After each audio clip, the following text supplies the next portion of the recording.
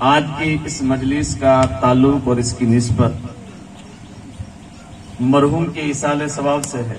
جیسا کہ ہم اہل سنت والجماعت اور ہم سنیوں کا یہ عقیدہ اور ہمارا اس بات پر ایمان ہے کہ ہمارے کسی عزیز و اقارب کا اس دنیا فانی سے چلے جانا اور ان کے پیچھے کوئی ایسا ثواب کی نیت سے ایسی مجلس پاک کا ذکر کرنا، کوئی ثواب جاریہ کا کام کرنا اور ان کے لیے ایصال ثواب کرنا، الحمدللہ ثم الحمدللہ ہمارا اور آپ کا عقیدہ ہے کہ اس کا اجر، اس کا بدلہ، اس کا ثواب اور اس سارے اچھے کاموں کا بدلہ اللہ تبارک و تعالی مرحومین کو قبر میں عطا فرماتا ہے.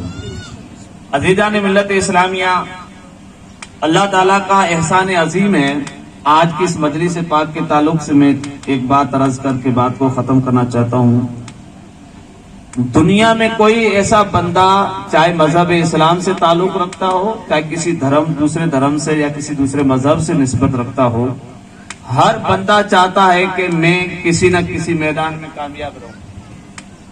اور ہر بندے کی یہ جستجو، یہ آرزو، یہ تمنا، یہ خواہشیں ہوتی ہے کہ میں کسی بھی میدان میں جب بھی اتروں اللہ تعالیٰ مجھے جیت عطا فرمائے، مجھے فتح عطا فرمائے. یہ اس کی آرزو رہتی ہے. چاہے بندہ کسی بزنس کے کاروبار میں یا کسی دکان کے کاروبار میں لگ جائے یا کسی کھیتی باڑی کرنے میں لگ جائے، کسی بھی کاروبار میں ہاتھ ڈالنے سے پہلے اس کی نیت یہ ہوتی ہے کہ اللہ مجھے اس میں کامیابی عطا فرمائے. اور یقیناً اللہ تبارک و تعالی نے ہم پر بہت بڑا کرم اور فضل فرمایا ہے کہ پروردگار عالم نے ہمیں اور آپ کو انسان اشرف المخلوقات میں پیدا کیا اور پھر پروردگار عالم نے اپنے محبوب کی امت میں پیدا کیا. مصطفیٰ کی امت میں پیدا کر کے اللہ نے ہمیں رسول اللہ کی سچی محبت عطا فرمائی، اہل بیت سے پیار کرنے والا بنایا، اولیاء کرام کا دامن نصیب ہوا، صحابہ کرام سے محبت اور عقیدت رکھنے والا ہمیں بنایا. اور آج ہم اپنی قسمت پر جتنا ناز کریں، آج ہم اپنے مقدر پر جتنا ناز کریں اتنا کم ہے کہ اللہ تعالیٰ نے ہمیں مذہب اسلام جیسا دین عطا فرمایا ہے اور محمد عربی صلی اللہ تعالیٰ علیہ وسلم جیسے نبی عطا فرمائے ہیں، اور اللہ نے ہمیں قرآن جیسی ایک عظیم کتاب عطا فرمائی ہے. اور پروردگار عالم نے رسول اللہ صلی اللہ تعالیٰ علیہ وسلم کے اس مقدس پاکیزہ آخری خطبے میں جو میرے اور آپ کے نبی نے ارشاد فرمایا تھا کہ اے میرے غلاموں، میں تمہارے درمیان دو چیزیں بھاری چھوڑ کر کے جاتا ہوں، اگر تم نے اسے مضبوطی سے پکڑ رکھا، اگر اس سے دبابستہ رہے، دامن کو تھام کر کے رکھا تو تم کبھی گمراہ نہیں ہوں گے. الحمدللہ وہ دونوں چیزیں آج ہمارے دامن میں، دونوں چیزیں ہمارے ہاتھ میں ہے. قرآن بھی ہے اور اہل بیت کی محبت بھی ہمارے سینے میں موجود ہے. اور رسول اللہ صلی اللہ تعالی علیہ وسلم کے فرمان کے مطابق دونوں کو پکڑنا ضروری ہے. اگر ایک کو پکڑو گے تو بھی گمراہ ہو جاؤ گے، ایک کو چھوڑو گے ایک کو پکڑو گے کامیاب نہیں ہو سکتے. ہو سکتا ہے کہ اگر میں یہ جملہ دوں تو کوئی اعتراض بھی کر سکتا ہے. رسول اللہ نے فرمایا صلی اللہ علیہ وسلم نے، دو بھاری دو وزنی چیزیں چھوڑ کر کے جا رہا ہوں، ایک قرآن، ایک اہل بیت، دونوں کو پکڑو. ایک کو پکڑو گے، قرآن کو پکڑو گے تو قرآن کو پکڑنے والے ہیں لیکن گمراہ ہیں، اور صرف اہل بیت کو پکڑو گے، قرآن کو چھوڑ دو گے تو ایسے بھی لوگ ہیں جنہوں نے صرف اہل بیت کو پکڑا ہے، قرآن کو چھوڑ دیا ہے، وہ گمراہ ہو چکے ہیں، وہ گمراہ ہو چکے ہیں. شرط یہ ہے کہ دونوں کو پکڑو. آج میں اگر اشارہ کروں تو آج ہمارے سینے میں اہل بیت کی محبت ہے. ہم سیدوں کی جوتیوں کو اپنے سر کا تاج سمجھتے ہیں، ان کی جوتیوں کے نیچے لگنے والی خاک کو اپنی آنکھوں کا سرما سمجھتے ہیں. لیکن اگر ہم قرآن سے دور ہوتے گئے، قرآن کی تعلیم سے دور ہوتے گئے، قرآن کے قریب نہ آئے تو وہ وقت قریب ہے کہ ہم گمراہ ہو جائیں گے. وہ وقت قریب ہے، کیونکہ میرے نبی نے فرمایا دونوں کو پکڑو. دونوں شرط ہے، اگر ایک کو پکڑو گے تو گمراہ، دونوں کو پکڑ کر کے رکھو. تو میں یہ کہنا چاہتا ہوں، ارے جس طرح سنیو تم نے اہل بیت کی محبت کو اپنی دل کی تجوری میں محفوظ رکھا ہے، اسی طرح تم قرآن سے محبت کرنے والے بن جاؤ. رب کعبہ کی قسم، دنیا میں بھی کامیاب رہیں گے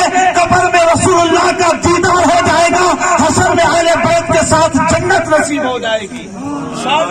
تکبیر، نعرہ رسالت.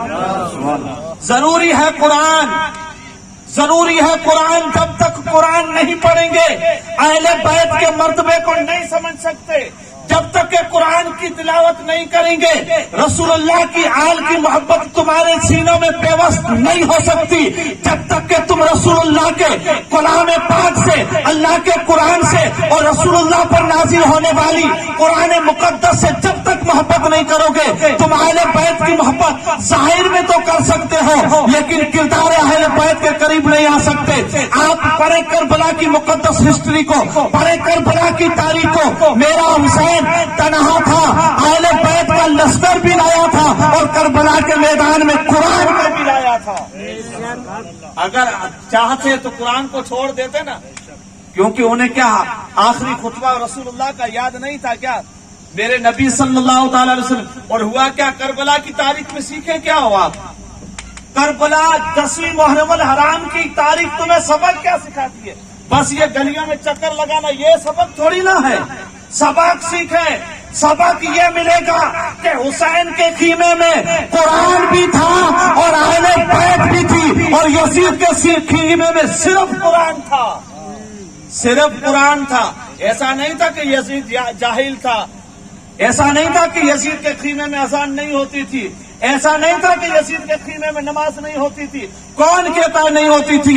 حسین کے خیمے میں بھی اذان ہوتی تھی، یزید کے خیمے میں بھی نماز ہوتی تھی اور اذان ہوتی تھی. فرق کیا تھا؟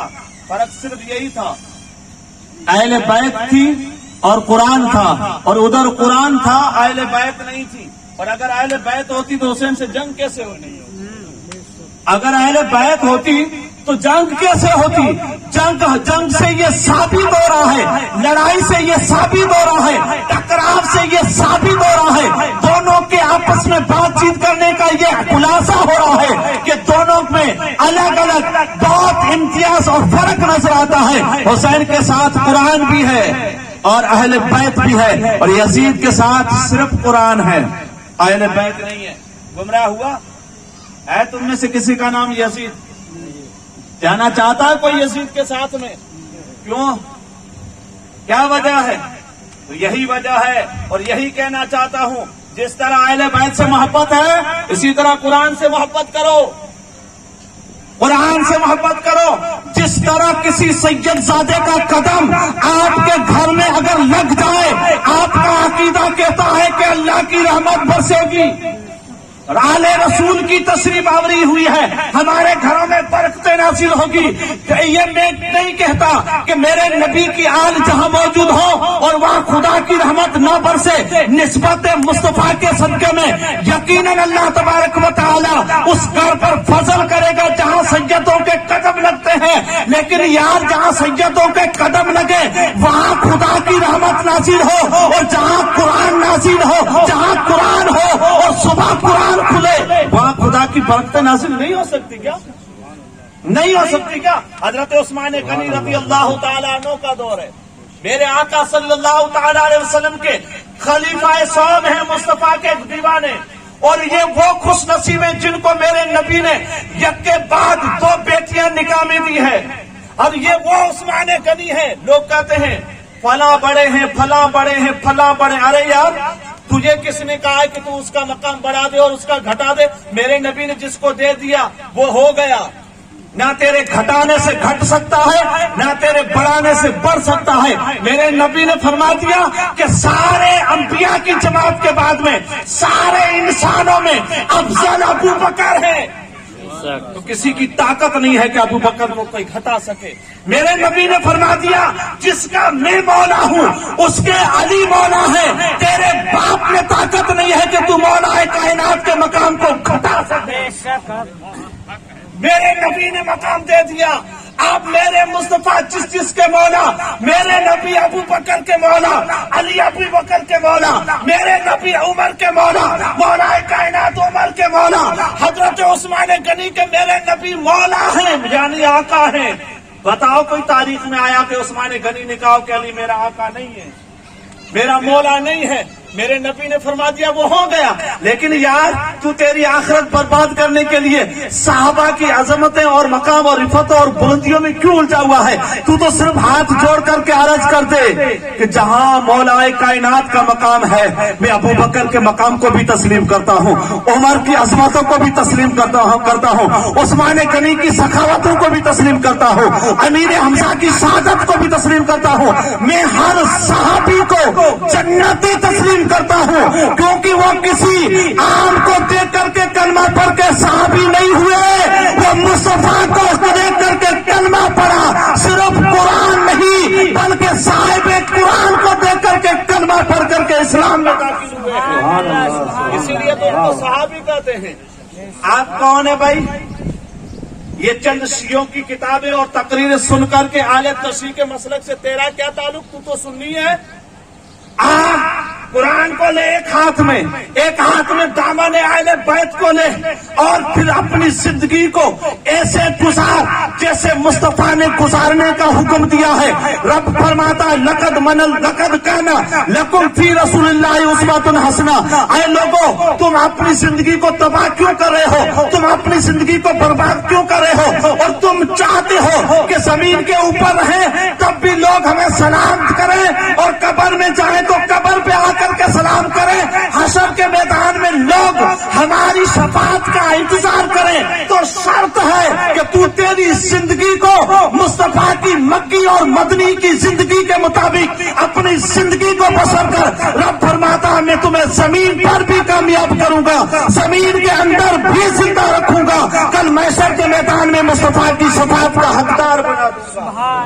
شرط یہ ہے کہ تو ایسی زندگی کے اندر مصطفیٰ کی زندگی کی جھلکیاں نظر آنی چاہیے. میں عرض کر رہا تھا حضرت مولا کا حضرت عثمان غنی رضی اللہ تعالیٰ عنہ کی بات کر رہا تھا نا. کون ہے؟ سیدہ طیبہ زاہدہ راقبہ عابدہ حضرت فاطمہ زہرا رضی اللہ تعالیٰ عنہ کی جوتیوں پر ہماری جانیں قربان ہو جائے. کیا مقام دیا ہے رب نے حضرت فاطمہ کو, اللہ اکبر, کون بیان کر سکتا ہے؟ یا عثمان غنی حضرت فاطمہ کس کی بیٹی ہے؟ الحمدللہ بچہ جانتا ہے کہ وہ مصطفیٰ کی بیٹی ہے. اچھا حضرت عثمان غنی کے نکاح میں مصطفیٰ کی 2 بیٹیاں, مقام کم ہے؟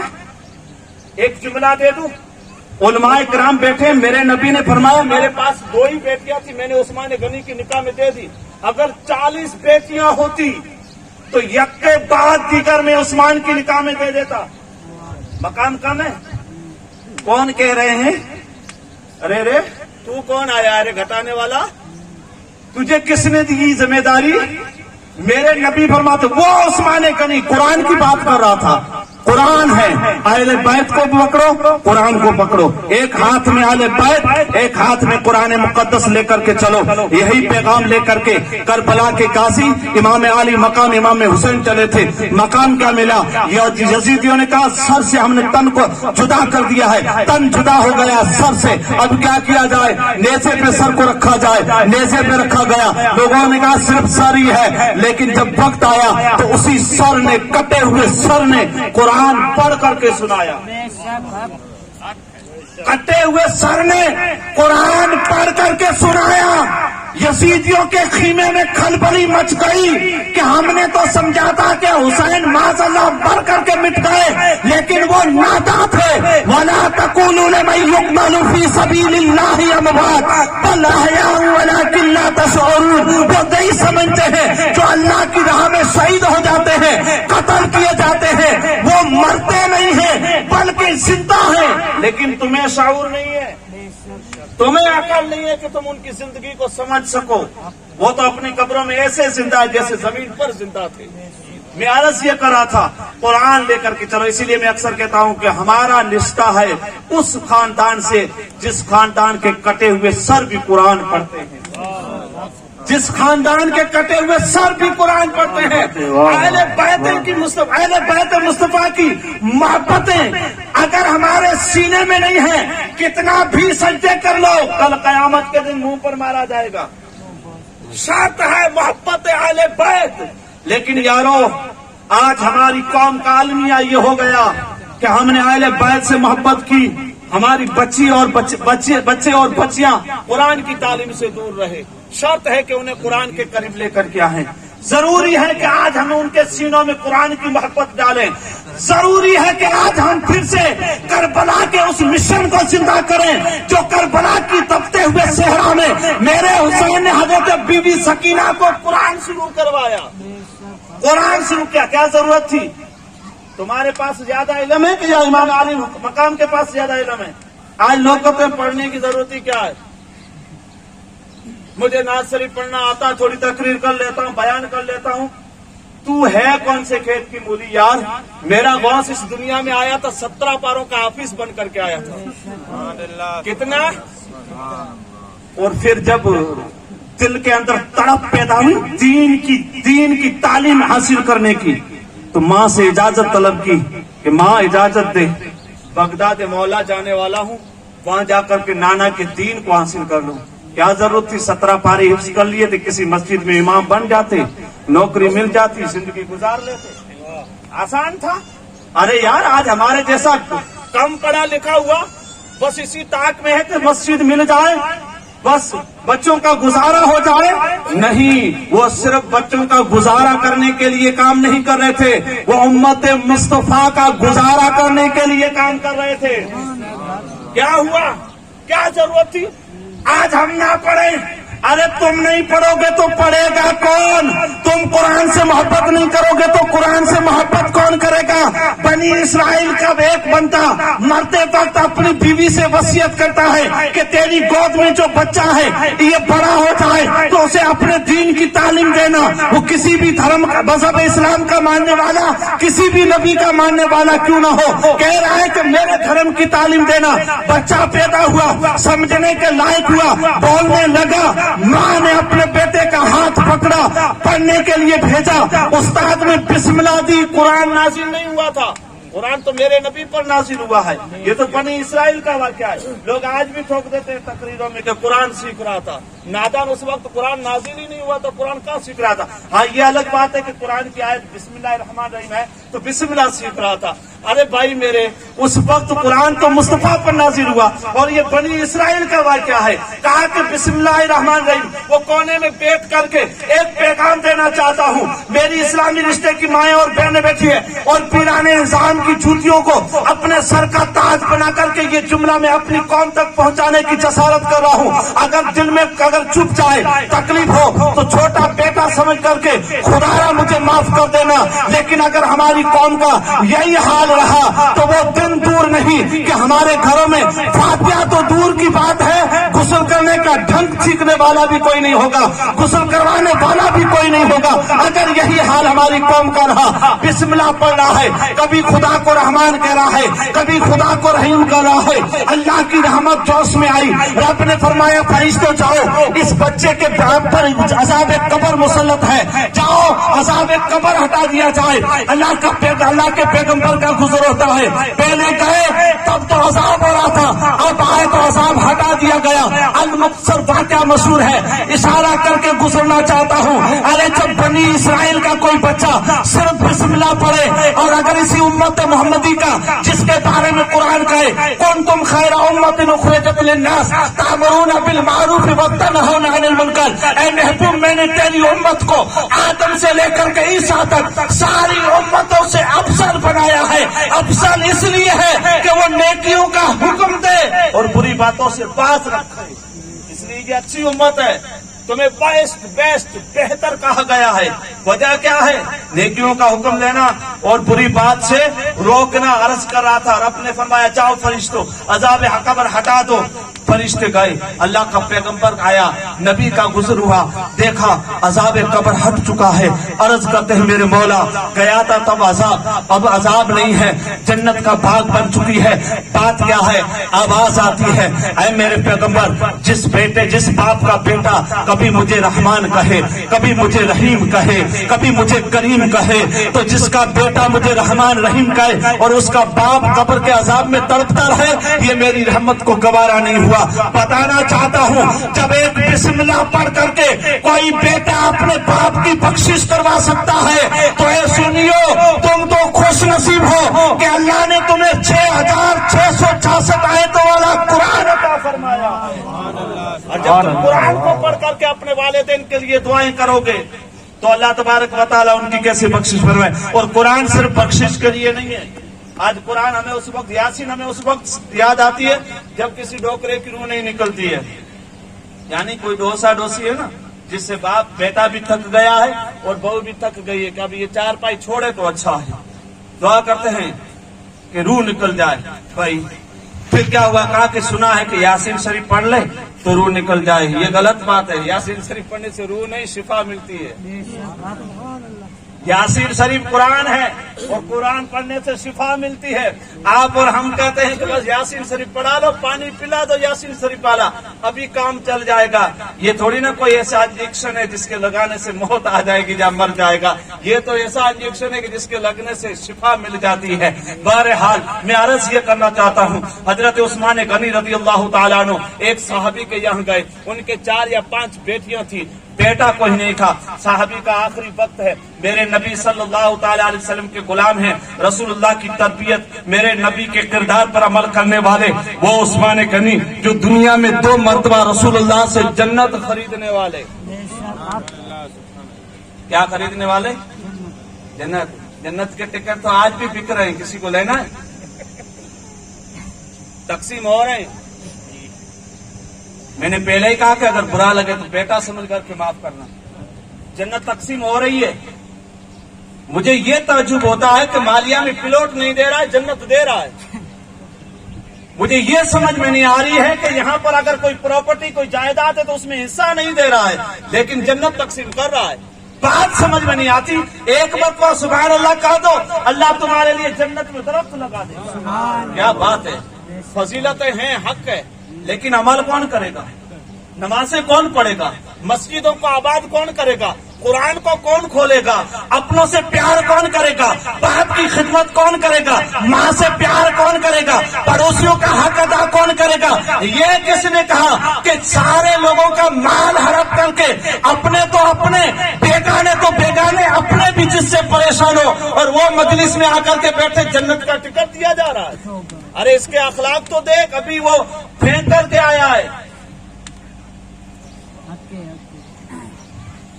जन्नत आसान नहीं है। वल अस्र इन्नल इंसान लफी खुस्र। अल्लाह का कुरान कहता है, महबूब जमाने की कसम इंसान घाटे में है। इल्ला लज़ीना आमनू व अमिलुस सालिहात व तवासौ बिल हक़ व तवासौ बिस सब्र। पढ़ो कुरान को, पता चले कि जन्नत कितनी सस्ती है या महंगी है।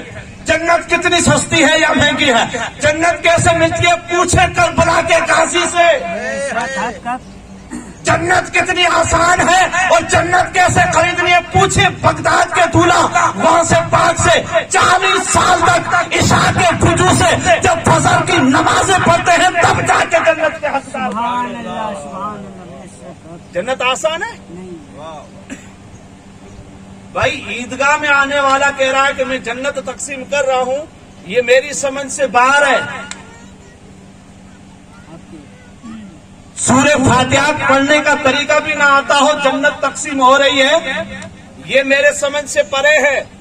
बताना ये चाहता हूँ, उस्मान गनी गए, कुछ मालदार थे, सखावत के धनी थे, मेरे मुस्तफा की बारगाह से सखावत का ढंग और तरीका सीख करके चले थे और ऐसी सुन्नत मुस्तफा के पैकर बने हुए थे। उस्मान गनी का मकाम और मर्तबा तो आपने 12 सुना होगा। मेरे नबी के ऐसे गुलाम, मेरे नबी के दामाद, मेरे नबी के चाहने वाले कुछ अशरफियां दीनार पैसे लेकर के अपने भाई दोस्त के यहाँ पहुंच गए और पहुंचे तो कहा कि ये चंद चीजें लेकर के आया हूं, आप चले जाओगे, आपकी बेटियों को इस्तेमाल करने में काम आएगा। क्योंकि जब बाप चला जाता है तो जाहिरन हम और आप तो, बेशक ये बात सच है कि अगर बाप इस दुनिया से चला जाता है तो औलाद यतीम हो जाती है, औलाद यतीम हो जाती है।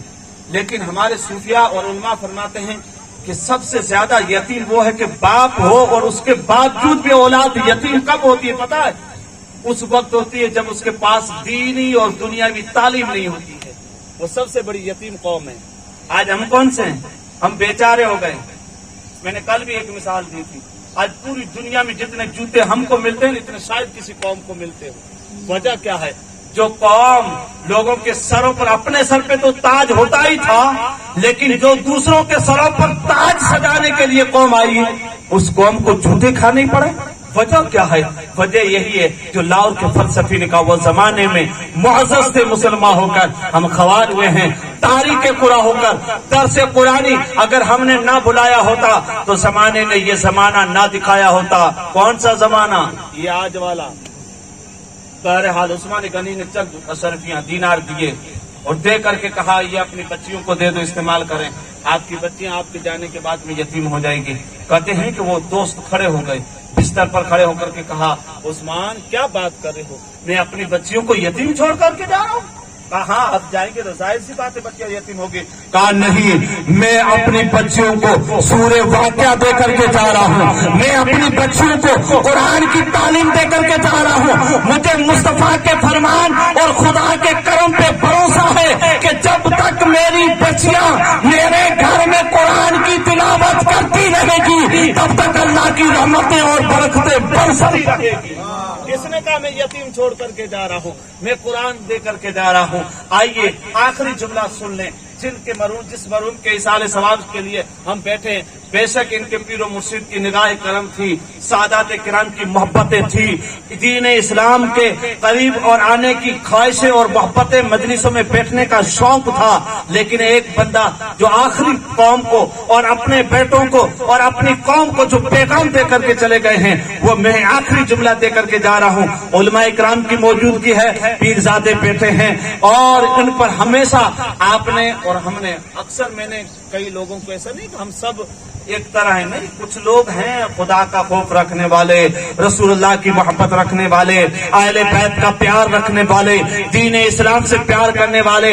आप पूरे अदियान दीनों का मुताला करें, धर्मों को पढ़ लें, लेकिन मजहब इस्लाम एक ऐसा धर्म और ऐसा दीन है जिसने अपने मानने वालों को सबसे पहले सारे पेपर के सवालात बता दिए हैं कि तुम ऐसे करोगे दुनिया में तो कब्र में तुम ऐसे कामयाब होंगे, कब्र में गए तो तुम्हारे अंदर तुम्हारे सामने ये सवाल आएंगे, हशर के मैदान में तुम्हारे पास ये तुमसे ये सुलूक किया जाएगा। ये सिर्फ इस्लाम बताता है, इस्लाम बताता है, नहीं बताता है क्या?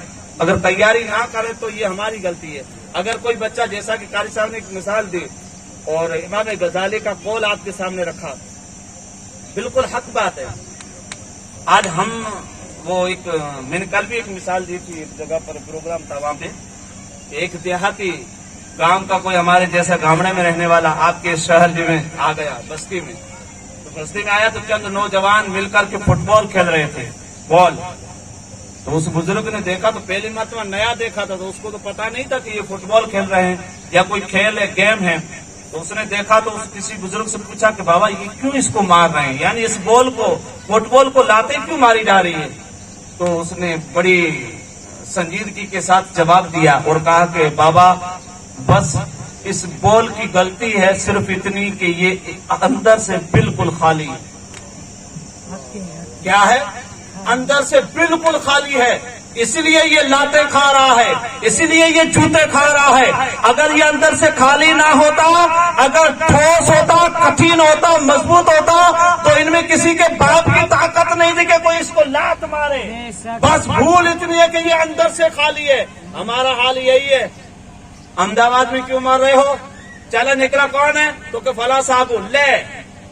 क्यों? कहा कि नाम का मुसलमान, अंदर से खाली। हम अंदर से बिल्कुल खाली हो चुके हैं। अगर अंदर हमारा मजबूत हो, अंदर अहले बैत की मोहब्बत भी हो और कुरान का शौक भी हो और सजदे की तरफ भी हो, तो किसी की ताकत नहीं वो दौर वापस आ सकता है। जो डॉक्टर इकबाल ने कहा, दश्त तो दश्त है, दरिया भी ना छोड़े हमने, बहरे जुल्मात में दौड़ा दिए घोड़े हमने। वो वकार, वो इज्जतें, वो रिफातें, वो बुलंदियां, वो शान, वो शौकत आज भी मुसलमानों का इंतजार कर रही है, जो सदियों पहले मुसलमानों के सर पर सजी हुई थी, आज भी इंतजार कर रही है। मिलेगी कैसे? एक हाथ में आले बैत को लो, दूसरे हाथ में कुरान को लो। वक्त नमाज आए, मस्जिदों की तरफ दौड़ो। बच्चों को दीन की तालीम देने का वक्त आए, जिस तरह मेरी माएं और बहनें स्कूल में बच्चों को बना बना करके भेजा करती کرتی ہے، اسی طرح رسول اللہ کے گھر میں بیٹھنے کی تڑپ پیدا کریں، انشاءاللہ تعالی تیرا بیٹا کل بڑا ہو کر کے جوانی کی بلاغت کی منزل پر پہنچ کر کے جب دلہن گھر پہ آئے گی تو دلہن کو بعد میں سلام کرے گا، پہلے اپنی ماں کو سلام کرے گا، اور اگر دین کی تعلیم نہیں ہوگی تو دلہن کے بعد لات مار کر کے گھر سے باہر نکالے گا، کیونکہ اسے پتا ہی نہیں ہے کہ یہ جو جس کو میں لات مار رہا ہوں نا، اس کے قدموں کے نیچے اللہ نے میری جنت کو رکھا ہے، جس باپ کو گھسیٹ کر کے میں گھر سے باہر نکال رہا ہوں نا، یہ میری جنت کا دروازہ ہے۔ یہ جب تک دین کی تعلیم ہمارے پاس نہیں ہوگی، مصطفیٰ کے فرامین ہمارے پاس نہیں ہوں گے، نبی کی حدیثوں کا پاس ہمارے پاس نہیں ہوگا، تب تک یہ محبت ہمارے سینوں میں پیدا نہیں ہو سکتی۔ میرے عزیز، عرض یہ کر رہا تھا، میرے دوست، میرے بھائی، آپ کے ہم سب کے عزیز تھے، ہم نے ان کو بزرگی کے عالم میں دیکھا، ضعیفی کے عالم ہے، بڑی عمر ہے، لیکن کوئی بتائے کہ ان کی ایک نماز قضا ہوئی ہو آخری وقت تک؟ اللہ کے حبیب علیہ الصلوۃ والسلام نے فرمایا جو بندہ جس حال میں مرے گا اسی حال میں قیامت کے دن اٹھایا جائے گا۔ کیا سمجھے؟ یہ سجدہ کر کے اپنی روح کو سجدے کی حالت میں نکلوا رہا ہے، نہیں سمجھے؟ میں نے ابتدائی جملہ کہا تھا، ہر بندہ چاہتا ہے کہ مجھے کامیابی ملے، لیکن مومن کی کامیابی اس وقت ہے کہ ادھر روح نکلے اور ادھر زبان پر ہو لا الہ الا اللہ محمد رسول اللہ، وہ کامیاب ہے، وہ کامیاب ہے۔ اب یہ بندہ سجدے میں ہے، سجدے کی حالت میں ہے، اللہ اکبر، دعا کرتے کہ یا اللہ سجدے میں جائیں پھر ہماری روح نکالی جائے۔ کتنی اس بندے نے دعائیں کی ہوگی کہ اللہ نے قبول کی، آخری وقت میں اس بندے نے کتنی دعائیں کی ہوگی اور کہاں کہاں جا کر کے دعائیں کی ہوگی۔ میں تو کہتا ہوں ان کے پیر و مرشد کی نگاہ کرم ہوگی، محبت اہل بیت ہوگی، رسول اللہ کی نگاہ کرم ہوگی، خدا کا فضل ہوا، موت سب کو آنے والی ہے، موت سے کس کو رستگاری ہے؟ آج یہ ہے تو کل ہماری باری ہے، ارے مرنا تو سب کو ہے، لیکن کیوں نہ عزت کے ساتھ مر جائے، کیوں نہ محبت کے ساتھ موت کو سینے سے لگائے۔ اور موت ہے کیا؟ کیوں ڈرتے ہو موت سے؟ موت تو مومن کے لیے گفٹ ہے نا، تحفہ ہے نا مومن کے لیے، لیکن ہم ڈرتے اس لیے ہیں کہ یہاں کچھ بھی نہیں ہے، یہ خالی دامن۔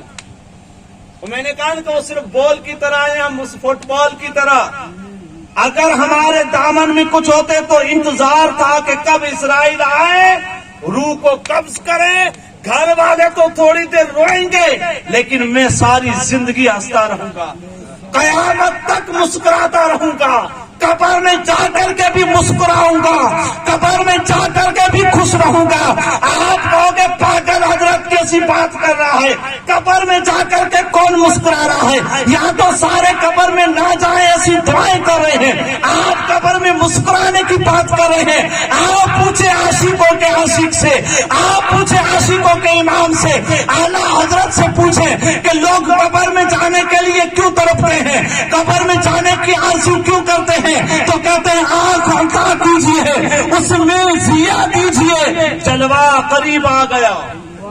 جلوہ، جس جلوے کے خاطر درود پڑھتا رہا، جلوے کے خاطر مکہ جاتا رہا، جس جلوے کو دیکھنے کے لیے گنبد خضرا کو دیکھا لیکن گنبد خضرا کے مکی کو نہیں دیکھا۔ سنا ہے یقیناً آقا آپ ہر عاشق کے گھر تشریف لاتے ہیں، میرے گھر میں بھی ہو جائے چراغاں یا رسول اللہ، میرے مصطفیٰ قبر میں تشریف لاتے ہیں۔ میں نے کہا اسلام نے سارے سوالات آؤٹ کر دیے ہیں، تیاری کر لو، اسلام کے ایسے اسٹوڈنٹ اور طالب علم بن جاؤ، اپنی پریکشا اپنی امتحان گاہ میں جائیں، سوال کرے تیرا رب کون ہے؟ کہا دے میرا رب اللہ ہے۔ تیرا دین کیا ہے؟ کہا دے دین میرا اسلام ہے۔ اس شخص کے بارے میں کیا کہتا تھا؟ ارے فرشتوں تو کیا پوچھتا ہے کہ اس کے بارے میں کیا کہتا تھا؟ یہاں تک پہنچنے کے لیے تو میں نے موت کو گلے لگایا ہے، یہاں تک پہنچنے کے لیے تو میں نے موت کو گلے لگایا ہے۔ یہ عاشقوں کی زندگی ہے، آپ کی اور ہماری سمجھ میں بہت اونچی بات ہے، بہت اونچی بات ہے، آ سکتی ہے قریب۔ شرط ہے ایک ہاتھ میں قرآن کو لے لو، ایک ہاتھ میں اہل بیت کو لے لو، اور اسی بندے جانے والے بندے کی زندگی سے کچھ سیکھو۔ میں نہیں کہتا کہ میں کسی کی زندگی پر تنقید بھی نہیں کرتا اور میں کسی کی تعریف کرنے کا عادی بھی نہیں ہوں، جیسا ہے ویسا ہو، لیکن ایک بات ضرور کہوں گا کہ انہوں نے اپنی اولاد کی تربیت اور اپنی جانے والی آخری سانس کا پیغام دے کر کے گئے کہ چاہ رہا ہوں دنیا میں تو سجدے کیے، لیکن چاہ رہا ہوں جو اللہ کی بارگاہ میں دعائیں مانگی تھی میرے رب نے دعائیں قبول کی، سجدے میں گیا ہوں، میری روح نکلی ہے۔ لوگوں گواہ رہنا، زندگی کی آخری سانس کا سجدہ قضا ہوئی ہوگی نماز، میں زندگی سے واقف نہیں ہوں، میں یہ نہیں کہتا کہ زندگی کا ایک بھی سجدہ قضا نہیں ہوا، میں نہیں بتا سکتا، مجھے ہسٹری معلوم نہیں ہے، لیکن آخری بات، آخری جو وقت تھا جس حال میں گئے ہیں اس حال اپنے تو اپنے بیگانے بھی کہتے ہیں، جو اسلام کے ماننے والے جنہوں نے دیکھا وہ تو کہتے ہیں، لیکن جو دھرم اسلام سے نہیں مانتے، مذہب اسلام کو نہیں مانتے، انہوں نے بھی کہا کہ ہم نے دیکھا بابا نماز پڑھ رہا تھا اور سجدے میں گیا، ایک سجدہ ہو گیا، دوسرا سجدہ کیا، گویا زندگی کا آخری سجدہ بن گیا، جس حال میں مرا اسی حال میں اٹھائے جاؤ گے اب قیامت تک۔ سبحان ربی العالی، سبحان ربی العالی، سبحان ربی العالی کی صدائیں لگانے والے مومنوں دعا کرو اللہ ایمان پر موت نصیب کرے۔ میرا وقت ہو چکا ہے، 12:15 بجے کا ٹائم دیا تھا، 12:20 ہونے جا رہے ہیں، میں نے 5 منٹ زیادہ لیے، میں آپ کے 5 منٹ سے معذرت خواہ ہوں کیونکہ جذبات سے میں نے کافی گفتگو کرنے کی کوشش کی، لیکن جس ٹاپک پہ مجھے بولنا تھا اور جو مجھے واقعات جو نیا موضوع لے کر کے آیا تھا اسے میں کافی ہٹ چکا تھا، اس کے باوجود بھی چند باتیں میں نے بتائی، دوران گفتگو کوئی غلطی لفظ خطائی ہو گئی اور کوئی ایسے جملے نکلے ہو جو قابل گرفت ہو تو میں آپ سب کو گواہ بنا کر کے رب کی بارگاہ میں توبہ کرتا ہوں، میں بھی پڑھوں آپ بھی پڑھیں، لا الہ الا اللہ محمد رسول اللہ صلی اللہ تعالی علیہ وسلم۔ میں اکیلا ہی چلا تھا، جانے بھی منزل مگر لوگ ساتھ ہوتے گئے، کارواں بنتا چلا گیا۔ وآخر دعوانا ان الحمد للہ رب العالمین۔